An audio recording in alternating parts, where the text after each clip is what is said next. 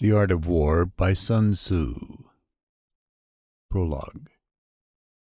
Little is known of the life of Sun Tzu. He was in no sense a patriot, but a professional strategist continually changing his employer.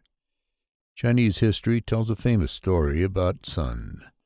A certain ruler asked Sun to give a practical demonstration of his principles in the neighborhood of the palace, and entrusted him with the women of the court for this purpose. During the operations, the leader of one of the sides did not obey the master's instructions, and her execution was ordered. She happened to be the king's favorite wife, but Sun pointed out that the king's wish that her life should be spared was a case of political interference with the general in the field, and the sentence was carried out. The Articles of Sun Tzu. 1. Preliminary Reckoning. The words of Sun the Master. To all nations war is a great matter. Upon the army death or life depend. It is the means of the existence or destruction of the state. Therefore it must be diligently studied. Now in war, besides stratagem and the situation, there are 5 indispensable matters. The first is called the way, the second heaven, the third earth, the fourth the leader, the 5th law. The way, or the proper conduct of man, if the ruling authority be upright. The people are united, fearless of danger. Their lives are at the service of their Lord. Heaven. Yin and yang, heat and cold, time and season. Earth. Distance, nature, extent, strategic position. The leader. Intelligence, truth, benevolence, courage, and strictness. Law. Partition and ordering of troops. These things must be known by the leader. To know them is to conquer. To know them not is to be defeated. Further, with regard to these and the following 7 matters, the condition of the enemy must be compared with our own. The 7 matters are: the virtue of the prince, the ability of the general, natural advantages, the discipline of the armies, the strength of the soldiers, training of the soldiers, justice both in reward and punishment.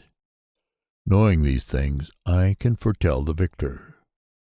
If a general under me fight according to my plans, he always conquers, and I continue to employ him. If he differs from my plans, he will be defeated and dismissed from my service. Wherefore, with regard to the foregoing, considering that with us lies the advantage, and the generals agreeing, we create a situation which promises victory. But as the moment and method cannot be fixed beforehand, the plan must be modified according to circumstances. War is a thing of pretense. Therefore, when capable of action, we pretend disability. When near to the enemy, we pretend to be far. When far away, we pretend to be near. Allure the enemy by giving him a small advantage. Confuse and capture him. If there be defects, give an appearance of perfection, and awe the enemy, pretend to be strong, and so cause the enemy to avoid you. Make him angry and confuse his plans. Pretend to be inferior and cause him to despise you. If he has superabundance of strength, tire him out. If united, make divisions in his camp. Attack weak points and appear in unexpected places. These are the secrets of the successful strategist. Therefore, they must not be made known beforehand. At the reckoning in the sanctuary before fighting, victory is to the side that excels in the foregoing matters. They that have many of these will conquer. They that have few will not conquer. Hopeless indeed are they that have none. If the condition of both sides with regard to these matters be known, I can foretell the victor. 2. Operations of War. Sun the Master said, "Now the requirements of war are such that we need 1,000 light chariots with 4 horses each, 1,000 leather-covered chariots, and 100,000 armored men, and we must send supplies to distant fields. Wherefore the cost at home and in the field, the entertainment of guests, glue and lacquer for repairs, and necessities for the upkeep of wagons and armor are such that in one day 1,000 pieces of gold are spent. With that amount a force of 100,000 men can be raised. You have the instrument of victory. But even if victorious, let the operations long continue, and the soldiers' ardor decreases. The weapons become worn, and if a siege be undertaken, strength disappears. Again, if the war lasts long, the country's means do not suffice. Then, when the soldiers are worn out, weapons blunted, strength gone, and funds spent, neighboring princes arise and attack that weakened country. At such a time the wisest man cannot mend the matter. For while quick accomplishment has been known to give the victory to the unskillful, the skillful general has never gained advantage from lengthy operations. In fact, there never has been a country which has benefited from a prolonged war. He who does not know the evils of war will not reap advantage thereby. He who is skillful in war does not make a second levy, does not load his supply wagons thrice. War material and arms we obtain from home, but food sufficient for the army's needs can be taken from the enemy. The cost of supplying the army in distant fields is the chief drain on the resources of a state. If the war be distant, the citizens are impoverished. In the neighborhood of an army, prices are high, and so the money of the soldiers and followers is used up. Likewise, the state funds are exhausted, and frequent levies must be made. The strength of the army is dissipated. Money is spent. The citizen's home swept bare. In all, 7/10 of his income is forfeited. Again, as regards state property, chariots are broken, horses worn out, armor and helmet, arrow and bow, spear, shield, pike and fighting tower, wagon and oxen used and gone, so that 6/10 of the government's income is spent. Therefore, the intelligent general strives to feed on the enemy. 1 bale of the enemy's rice counts as 20 from our own wagons. 1 bundle of the enemy's forage is better than 20 of our own. Incitement must be given to vanquish the enemy. They who take advantage of the enemy should be rewarded. They who are the first to lay their hands on more than 10 of the enemy's chariots should be rewarded. The enemy's standard on the chariots exchanged for our own, the captured chariots mixed with our own chariots and taken into use. The accompanying warriors must be treated well, so that, while the enemy is beaten, our side increases in strength. Now the object of war is victory, not lengthy operations, even skillfully conducted. The good general is the lord of the people's lives, the guardian of the country's welfare. 3. The attack by stratagem. Sun the Master said, "Now, by the laws of war, better than defeating a country by fire and the sword is to take it without strife. Better to capture the enemy's army intact than to overcome it after fierce resistance. Better to capture the Lu, the Zhu, or the Wu whole than to destroy them in battle. To fight and conquer 100 times is not the perfection of attainment, for the supreme art is to subdue the enemy without fighting. Wherefore the most skillful warrior outwits the enemy by superior stratagem. The next in merit prevents the enemy from uniting his forces. Next to him is he who engages the enemy's army, while to besiege his citadel is the worst expedient. A siege should not be undertaken, if it can possibly be avoided. For before a siege can be commenced, 3 months are required for the construction of stages, battering rams, and siege engines. Then a further 3 months are required in front of the citadel, in order to make the Chu Yin. Wherefore the general is angered, his patience exhausted. His men surge like ants against the ramparts before the time is ripe, and 1/3 of them are killed to no purpose. Such are the misfortunes that sieges entail. Therefore the master of war causes the enemy's forces to yield, but without fighting. He captures his fortresses, but without besieging it, and without lengthy fighting takes the enemy's kingdom. Without tarnishing his weapons, he gains the complete advantage. This is the assault by stratagem. By the rules of war, if 10 times as strong as the enemy, surround him. With 5 times his strength, attack. With double his numbers, divide. If equal in strength, exert to the utmost, and fight if inferior in numbers. Maneuver and await the opportunity. If altogether inferior, offer no chance of battle. A determined stand by inferior numbers does but lead to their capture.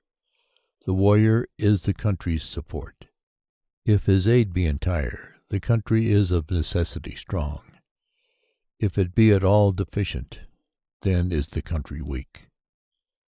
Now a prince may embarrass his army in 3 ways, namely, ignorant that the army in the field should not advance, to order it to go forward, or ignorant that the army should not retreat, order it to retire. This is to tie the army as with a string, ignorant of military affairs, to rule the armies in the same way as the state.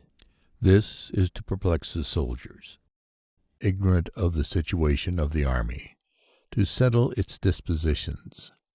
This is to fill the soldiers with distrust. If the army be perplexed and distrustful, then dangers from neighboring princes arise. The army is confounded and offered up to the enemy.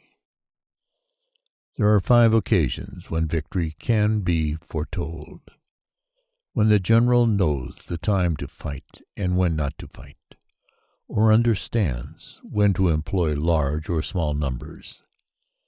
When government and people are of one mind. When the state is prepared and chooses the enemy's unguarded moment for attack. When the general possesses ability and is not interfered with by his prince. These are the 5 things that are the heralds of victory. It has been said aforetime that he who knows both sides has nothing to fear in 100 fights. He who is ignorant of the enemy and fixes his eyes only on his own side conquers, and the next time is defeated. He who not only is ignorant of the enemy, but also of his own resources, is invariably defeated. 4. The order of battle. Sun the Master said, "The ancient masters of war first made their armies invincible, then waited until the adversary could with certainty be defeated. The causes of defeat come from within. Victory is born in the enemy's camp. Skillful soldiers make defeat impossible, and further render the enemy incapable of victory. But as it is written, the conditions necessary for victory may be present, but they cannot always be obtained. If victory be unattainable, we stand on the defensive. If victory be sure, we attack. Deficiency compels defense. Superabundance permits attack. The skillful in defense crouch, hidden in the deepest shades. The skillful in attack push to the topmost heaven. If these precepts be observed, victory is certain. A victory, even if popularly proclaimed as such by the common folk, may not be a true success. To win in fight, and for the kingdom to say, "Well done," does not mark the summit of attainment. To lift an autumn fleece is no proof of strength. The eyes that only see the sun and moon are not the eagle's. To hear the thunder is no great thing. As has been said aforetime, the able warrior gains the victory without desperate and bloody engagements, and wins thereby no reputation for wisdom or brave deeds. To fight is to win, for he attacks only when the enemy has sown the seeds of defeat. Moreover, the skillful soldier, in a secure position, does not let pass the moment when the enemy should be attacked. The army that conquers makes certain of victory, and then seeks battle. The army destined to defeat fights, trusting that chances may bring success to its arms. The skillful leader is steadfast in the way, upholds the law, and thereby controls the issue. Touching the laws of war, it is said first, the rule, second, the measure, third, the tables, fourth, the scales, fifth, the foretelling of victory. For the rule is the survey of land. The measure tells the amount of that land's produce, the tables its population.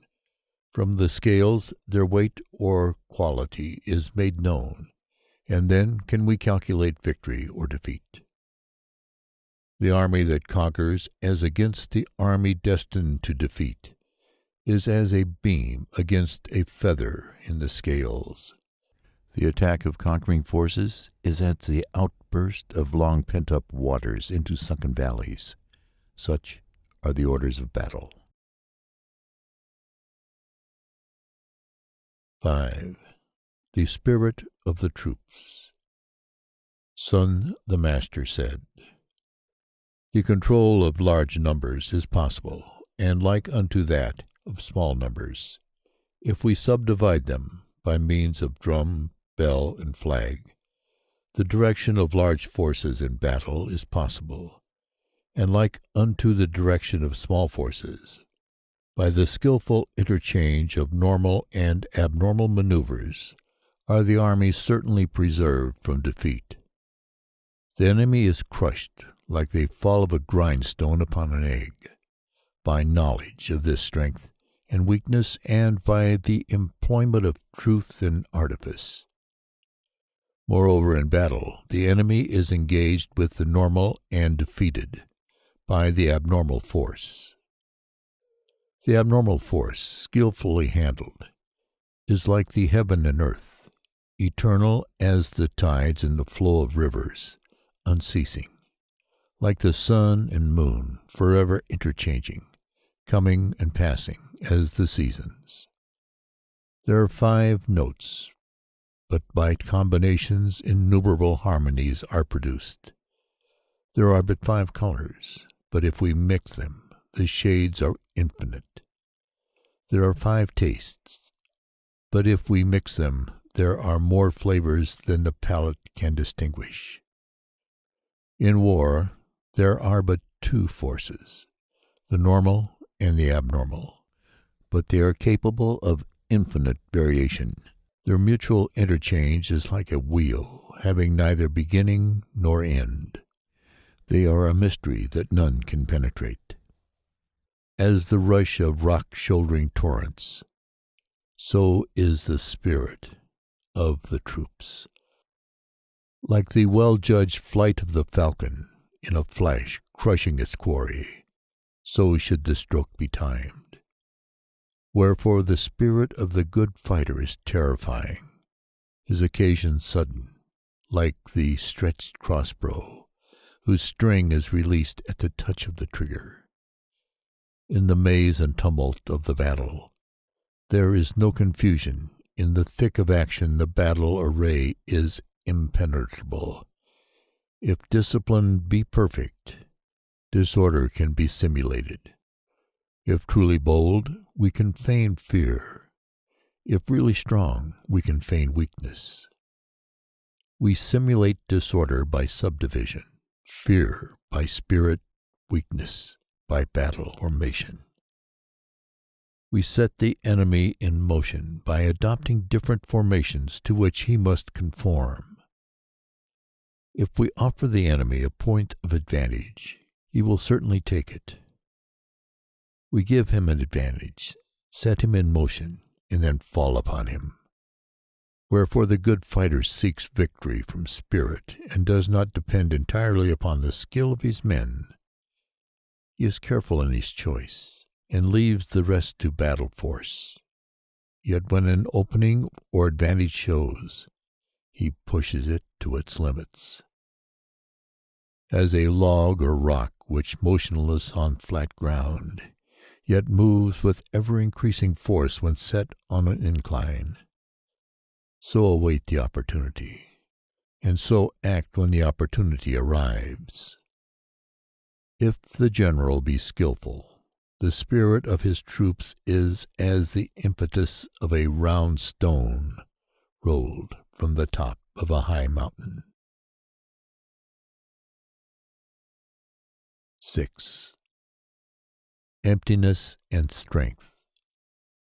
Sun the Master said, "To be the first in the field, and there to await the enemy, is to husband strength.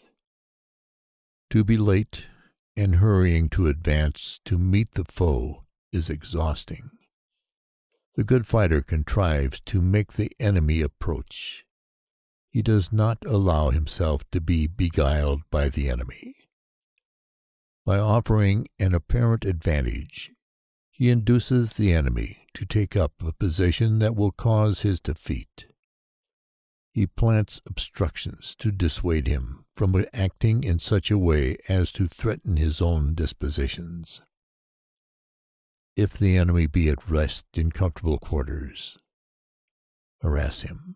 If he be living in plenty, cut off his supplies. If sitting composedly awaiting attack, cause him to move. This may be done by appearing where the enemy is not and assaulting unexpected points. If we go where the enemy is not, we may go 1,000 leagues without exhaustion. If we attack those positions which the enemy has not defended, we invariably take them. But on the defenses we must be strong, even where we are not likely to be attacked. Against those skillful in attack, the enemy does not know where to defend against those skillful in defense. The enemy does not know where to attack. Now the secrets of the art of offense are not to be easily apprehended, as a certain shape or noise can be understood of the senses, but when these secrets are once learned, the enemy is mastered. We attack, and the enemy cannot resist, because we attack his insufficiency. We retire, and the enemy cannot pursue, because we retire too quickly. Again, when we are anxious to fight, but the enemy is serenely secure behind high walls and deep moats, we attack some such other place that he must certainly come out to relieve. When we do not want to fight, we occupy an unfortified line, and prevent the enemy from attacking by keeping him in suspense. By making feints and causing the enemy to be uncertain as to our movements, we unite whilst he must divide. We become one body, the enemy being separated into 10 parts. We attack the divided 10 with the united 1. We are many, the enemy is few, and in superiority of numbers there is economy of strength. The place selected for attack must be kept secret. If the enemy know not where he will be attacked, he must prepare in every quarter, and so be everywhere weak. If the enemy strengthen his front, he must weaken his rear. If he strengthens his right, his left is weakened. And if he strengthens his left, his right is weakened. Everywhere to make preparations is to be everywhere weak. The enemy is weakened by his extended preparations, and we gain in strength, having decided on the place and day of attack.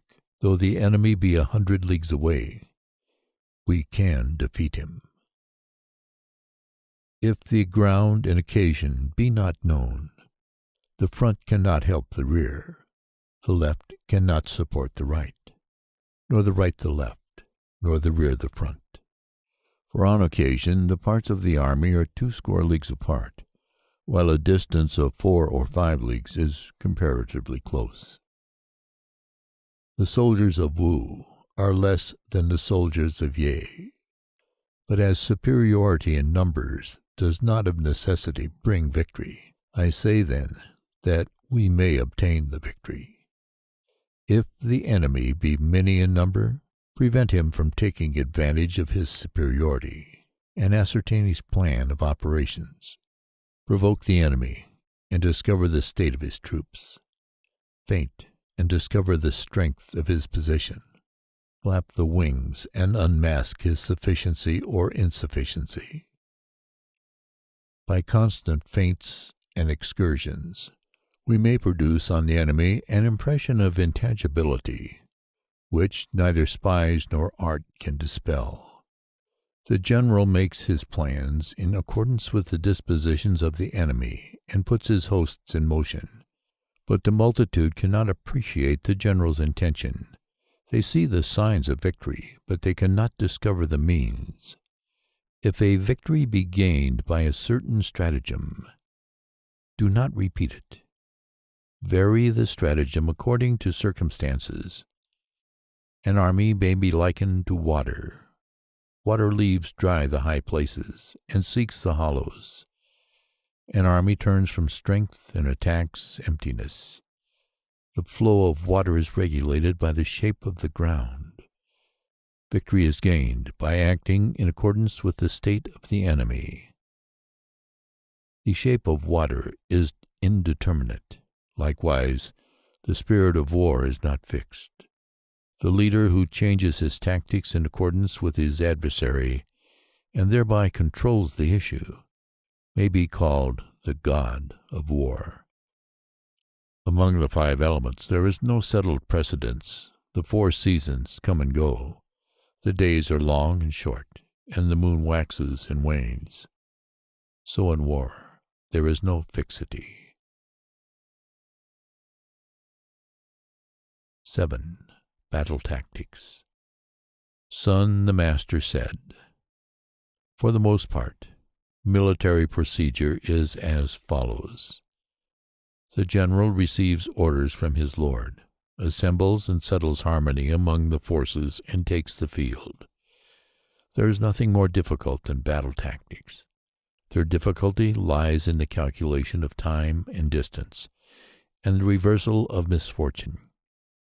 To make the enemy take a circuitous route by a show of gain, and then, while starting after him, to arrive before him, is to be a master of the art of maneuver. The operations of an army may reap advantage. The wrangles of a multitude are fraught with peril.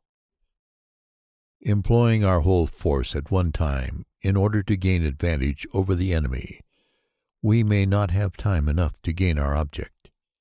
If we push on with a portion of the force only, the transport is lost.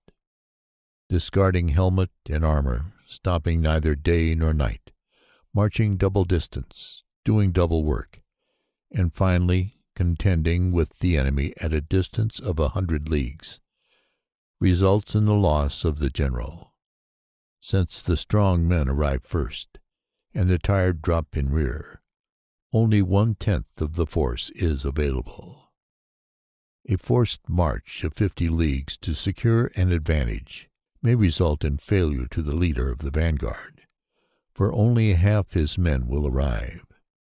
After a forced march of 30 leagues to secure an advantage, only 2/3 of the army will be available. Further, a lack of ammunition, of supplies, or of stores may lead to disaster. The ruler who is ignorant of the designs of neighboring princes cannot treat with them. He who is ignorant of mountain and forest, defile and marsh, cannot lead an army. He who does not employ a guide cannot gain advantage from the ground. Disguise your movements. Await a favorable opportunity. Divide or unite according to circumstance. Let your attack be swift as the wind, your march calm like the forest, your occupation devastating as fire. In defense, as a mountain rest firm, the darkness impenetrable to the enemy. Let your movements be swift as the lightning. Let as many as possible take part in the plunder. Distribute the profit from the captured territory. So he who understands the crooked and the straight way conquers. Those are the methods of battle tactics. According to the ancient books on war, the drum and bell are used because the voice does not carry. The flag is used to assist the sight. The use of bell, drum, banner, and flag is to attract the united attention of eye and ear. When all are united, the strong are not left to go forward alone. The cowardly are not free to retreat unrestricted. In this way can a multitude be used. Therefore, in night fighting, beacons and drums are largely used. In day fighting, a great number of banners and flags, and the enemy's eyes and ears are confounded. We thus awe his army and defeat his general's ambition. In the morning the spirits are keen. At midday there is a laziness. In the evening a desire to return. Wherefore he who uses his soldiers well avoids the time when the spirits are keen, but attacks the enemy when he is languid or seeking his camp. Thus should the nature of energy be turned to account. To oppose confusion with order, clamor with quiet, is to have the heart under control. To await an enemy from a distance, to oppose hunger with satiety, rest with fatigue, is the way to a husband's strength. Do not attack where lines of banners wave, nor the serried ranks of battle spread, but patiently await your time. Do not attack an enemy on high ground, nor one who has high ground at his back. Do not pursue an enemy who is imitating flight. Do not attack a spirited enemy. If the enemy offer an allurement, do not take it. Do not interfere with an enemy who has struck camp and is about to retire. When surrounding an enemy, allow him an outlet. Do not press a desperate enemy. These are the methods of employing troops. 8. The 9 changes. Sun the Master said, in general, the procedure of war is, the leader, having received orders from his lord, assembles the armies. Do not camp on marshy or low-lying ground. Enter into friendly relations with neighboring states. Do not linger in a far country. Use stratagem in mountains and wooded country. On death ground, fight. There are always roads that must be avoided, forces that must not be attacked, castles that must not be besieged, ground that must not be chosen for encounter, orders from the Lord that must not be obeyed. The general who knows the 9 changes understands the use of troops. On the contrary, he who does not understand them can make no use of his topographical knowledge. In the management of armies, if the art of the 9 changes be understood, a knowledge of the 5 advantages is of no avail. The wise man considers well both advantage and disadvantage. He sees a way out of adversity, and on the day of victory to danger is not blind. In reducing an enemy to submission, inflict all possible damage upon him. Make him undertake useless adventures. Also make neighboring rulers move as you would desire them by tempting them with gain. Wherefore, in the conduct of war, do not depend on the enemy's not coming, but rely on your own preparations. Do not count on the enemy not attacking your fortress, but leave nothing undefended. Generals must be on their guard against these 5 dangerous faults: blind impetuosity, which leads to death; overcautiousness, which leads to capture; quick temper, which brings insult; a too rigid propriety, which invites disgrace; over-regard for the troops, which causes inconvenience. These 5 faults in the leader are disastrous in war. The overthrow of the army and the slaughter of the general arise from them. Therefore, they must be carefully considered. 9. Movement of troops. Son, the master said, touching the disposal of troops and observation of the enemy in relation to mountain warfare. Cross mountains and camp in valleys, selecting positions of safety. Place the army on high ground and avoid an enemy in high places. In relation to water. After crossing waters, pass on immediately to a distance. When the enemy is crossing a stream, do not meet and engage him in the waters, but strike when half his force has passed over. Do not advance on an enemy near water, but place the army on high ground and in safety. Do not fight when the enemy is between the army and the source of the river. With regard to marshes, cross salty marshes quickly. Do not linger near them. If by chance compelled to fight in the neighborhood of a marsh, seek a place where there is water and grass, and trees in plenty in the rear. In open country, place the army in a convenient place with rising ground in the right rear, so that while in front lies death, behind there is safety. Such is war in flat country. Hangnati, by observing these things, gained the victory over 4 princes. As a rule, the soldiers prefer high ground to low.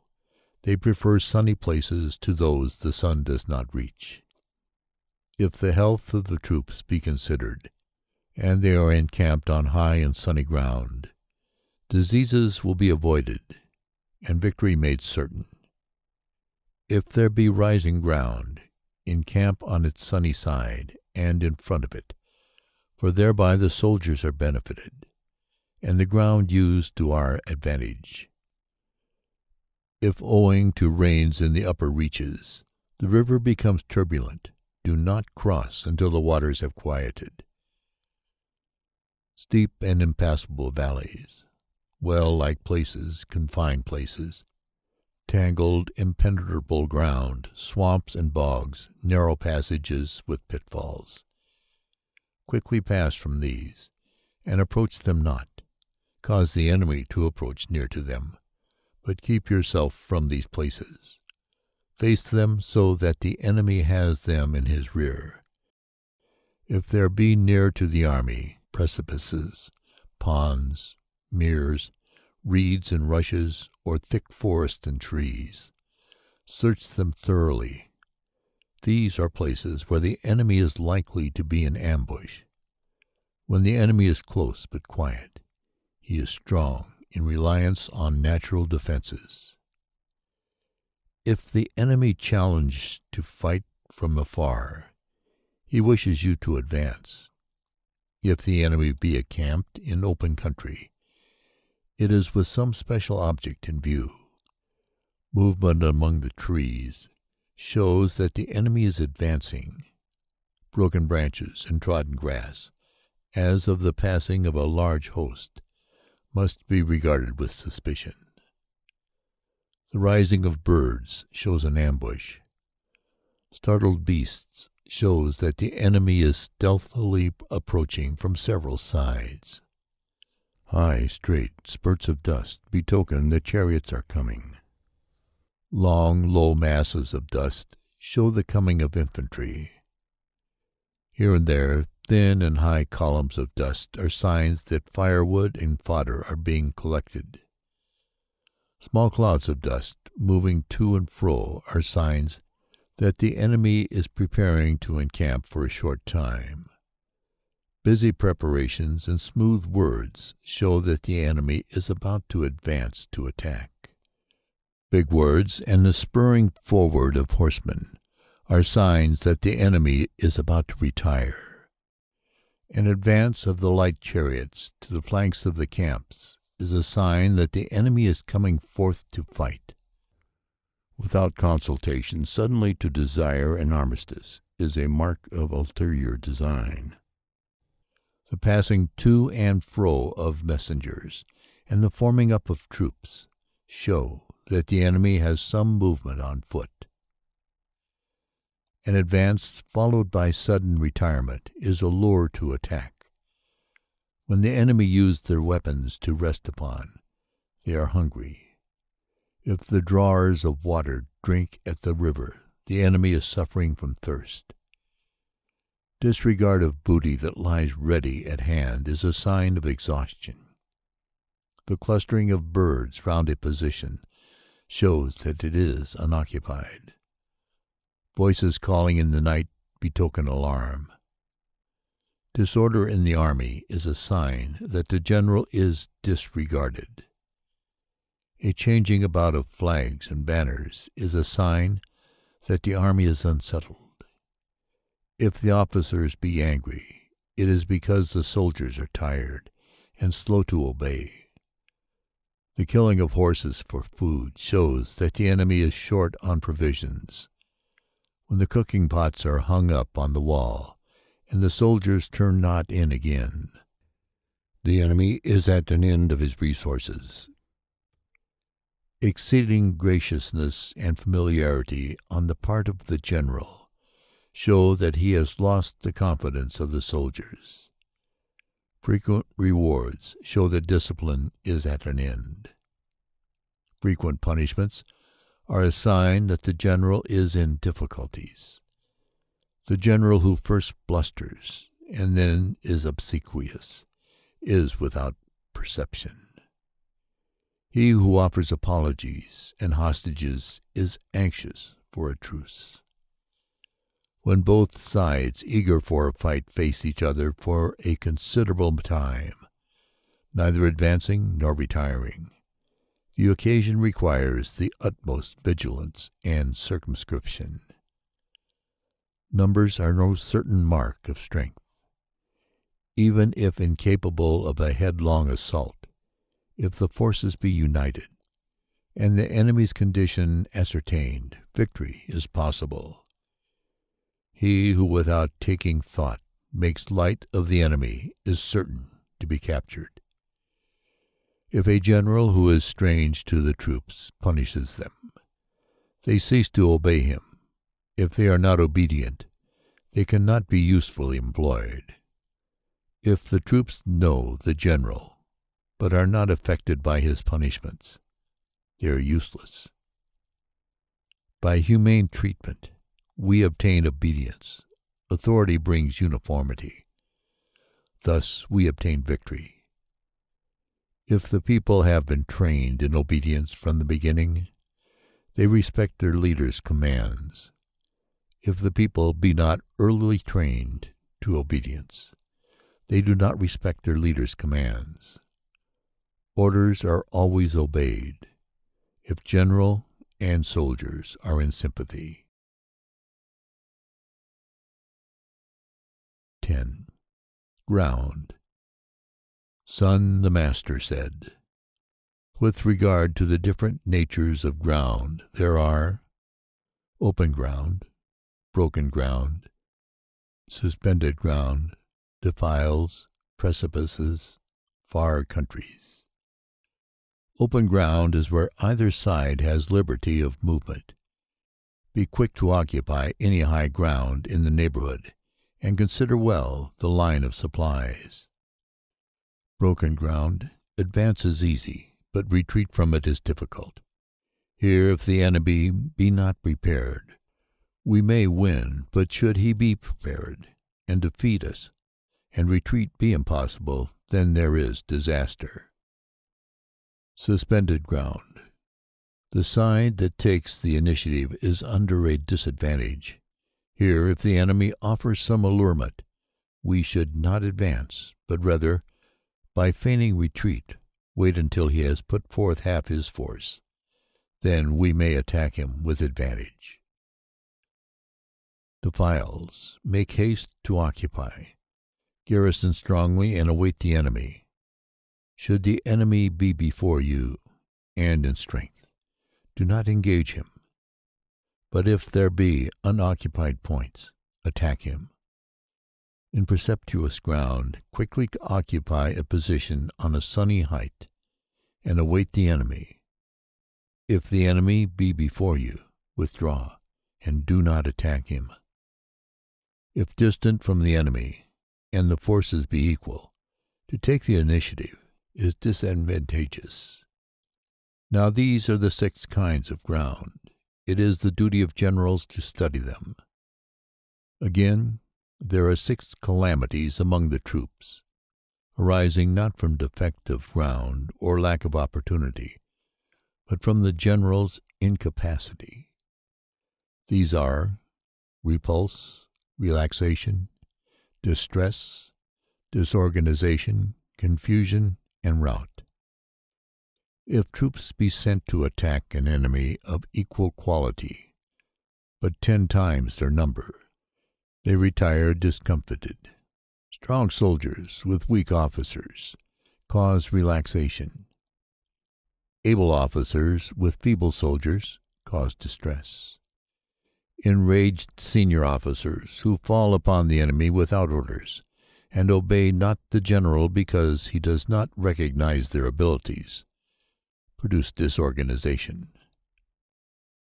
Weak and amiable generals, whose directions and leadership are vague, whose officers and men's duties are not fixed, and whose dispositions are contradictory, produce confusion.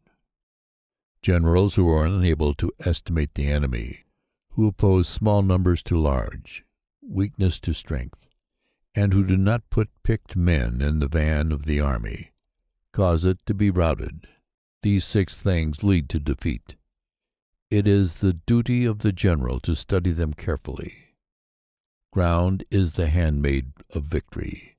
Ability to estimate the enemy and plan the victory, an eye for steepness, command in distances. These are the qualities of the good general. Whosoever knows these things conquers. He who understands them not is defeated. If victory be certain from the military standpoint, fight, even if the Lord forbids. If defeat be certain from the military standpoint, do not fight, even though the Lord commands it.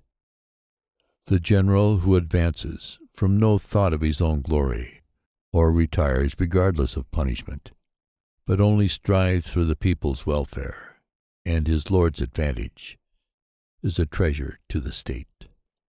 The good general cares for his soldiers and lovingly treats them as his children. As a consequence, they follow him through deep valleys and are beside him in death. Nevertheless, over-care for the soldiers may cause disobedience.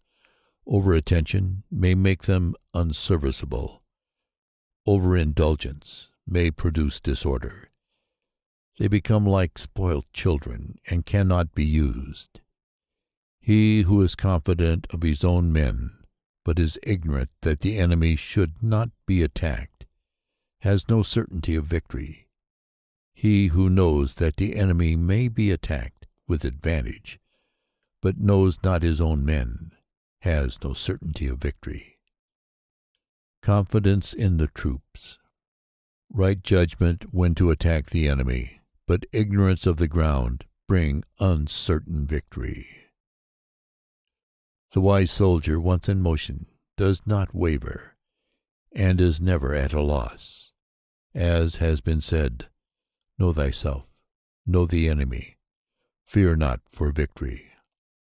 Also, if the season and the opportunity be realized and the ground known, complete victory is certain. 11. The 9 grounds.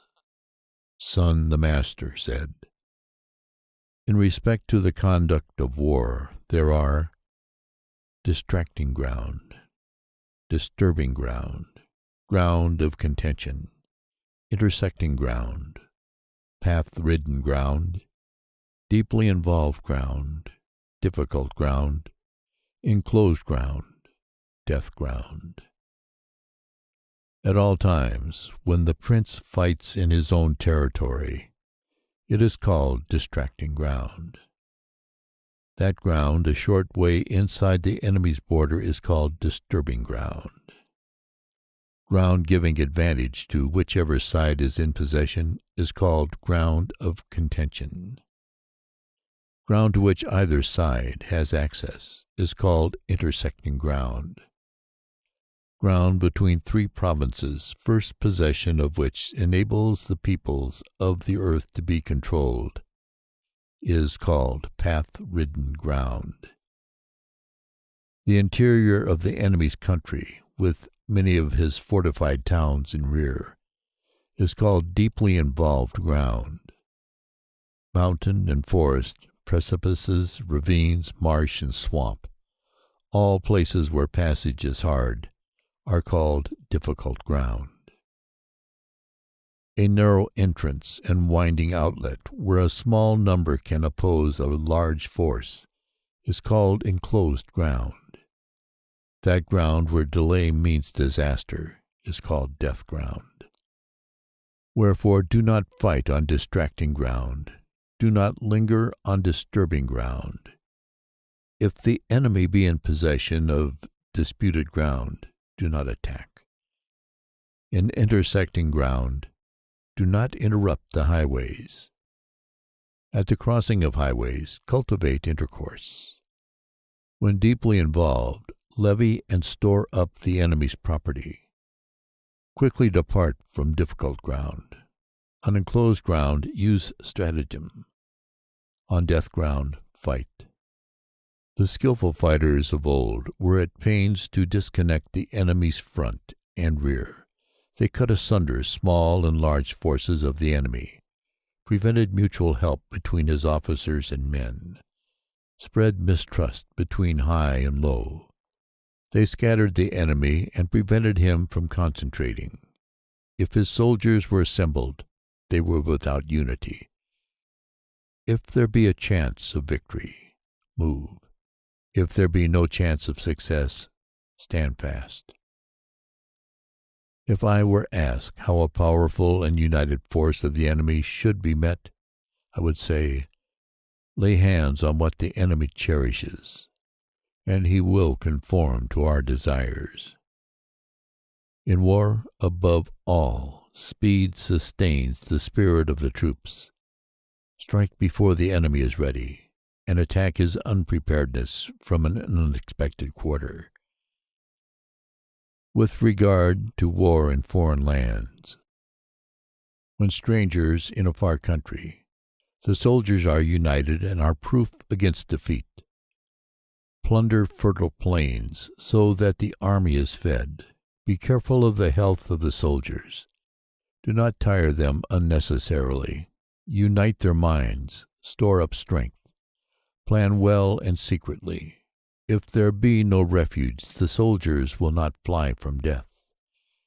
If there be no alternative but death, the soldiers exert themselves to the utmost.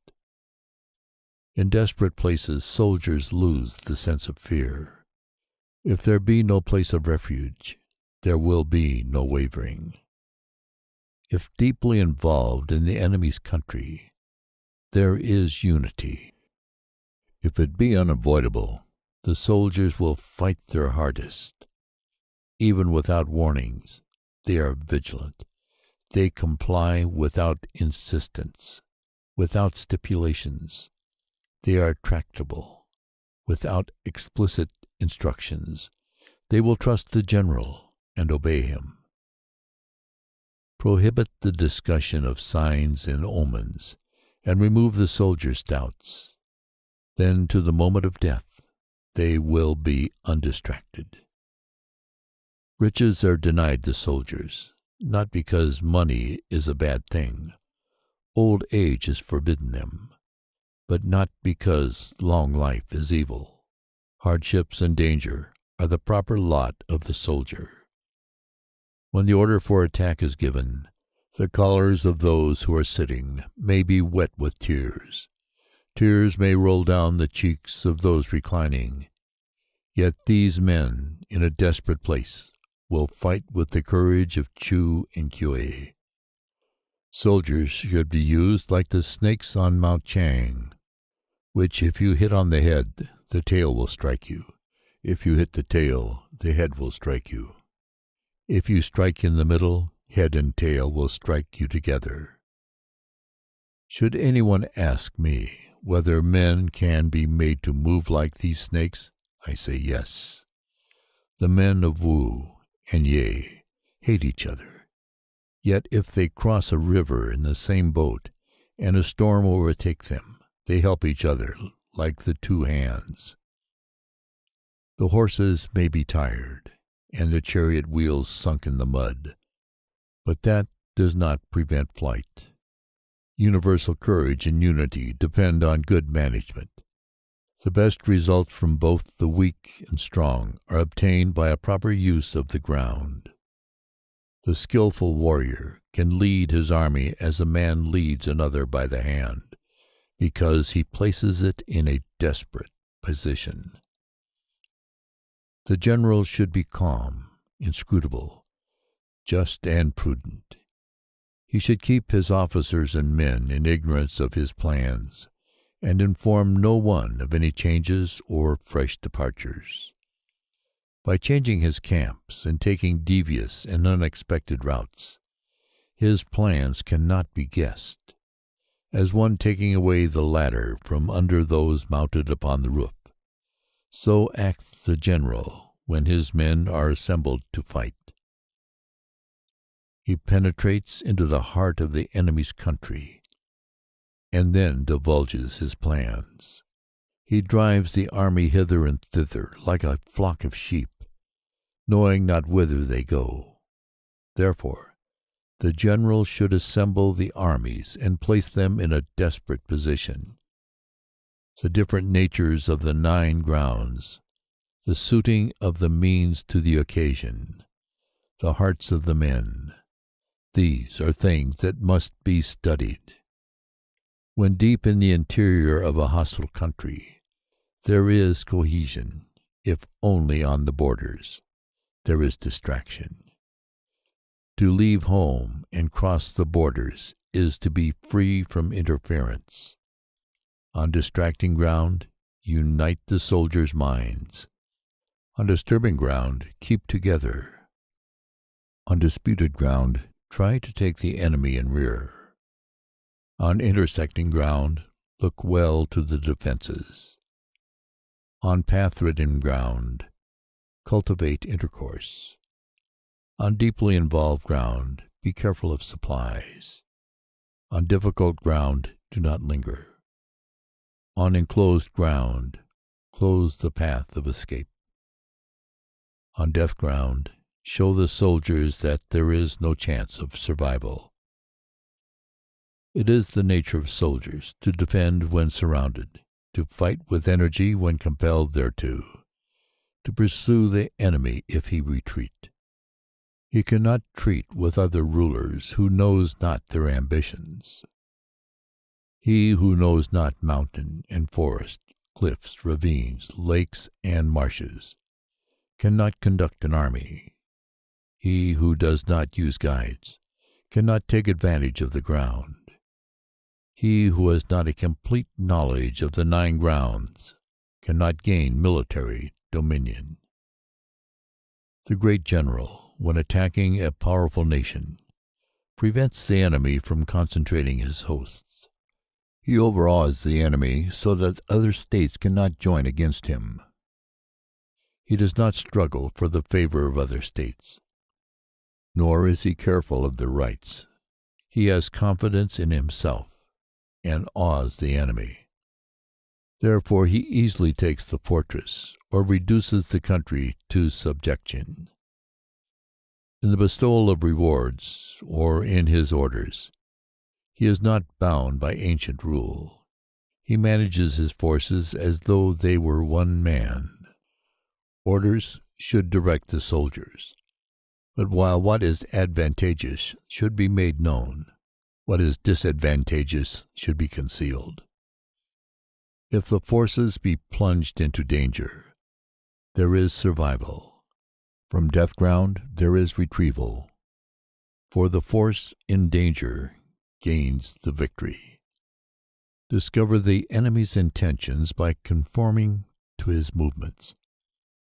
When these are discovered, then with one stroke the general may be killed, even though he be 100 leagues distant.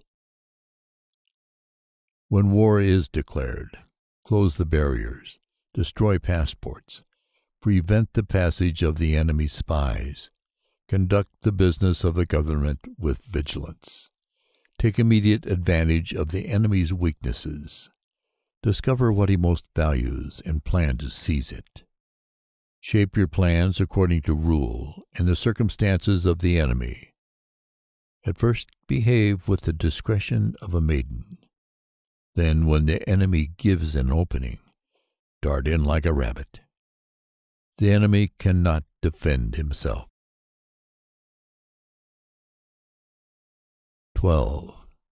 Assault by fire. Sun the Master said, "There are 5 ways of attack by fire. The first is called barrack burning, the second commissariat burning, the third equipment burning, the fourth store burning, the fifth the company burning. The moment for the fire assault must be suitable. Further appliances must always be kept at hand. There is a time and day proper for the setting and carrying out of the fire assault, namely, such time as the weather is dry, and a day when the moon is in the quarters of the stars Chai, Pi, I, Chin, for these are days of wind.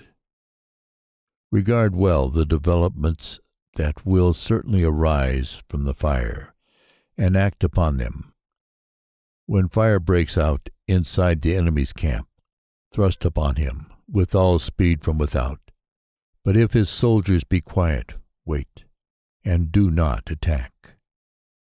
When the fire is at its height, attack or not, as opportunity may arise.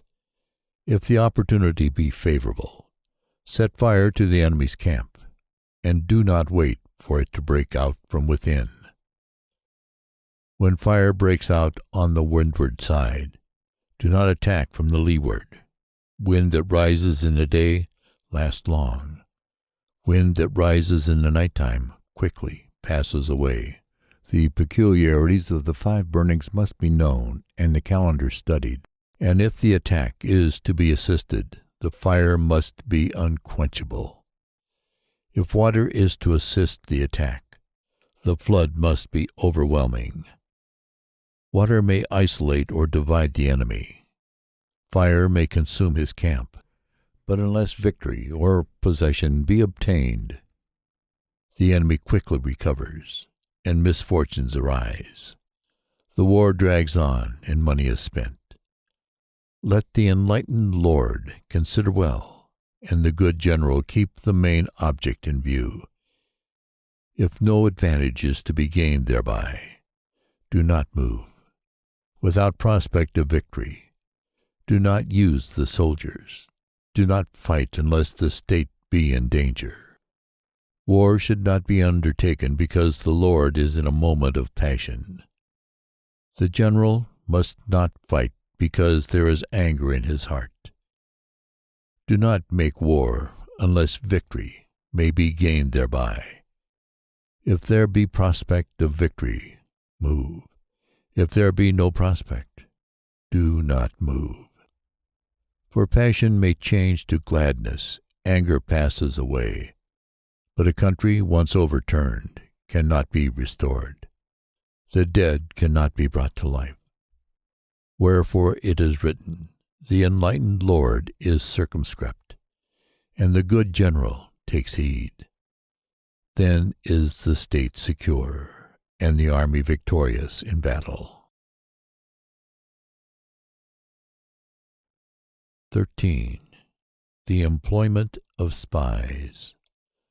Son, the master said, calling 100,000 men to arms, and transporting them 100 leagues, is such an undertaking that in one day 1,000 taels of the citizens' and nobles' money are spent.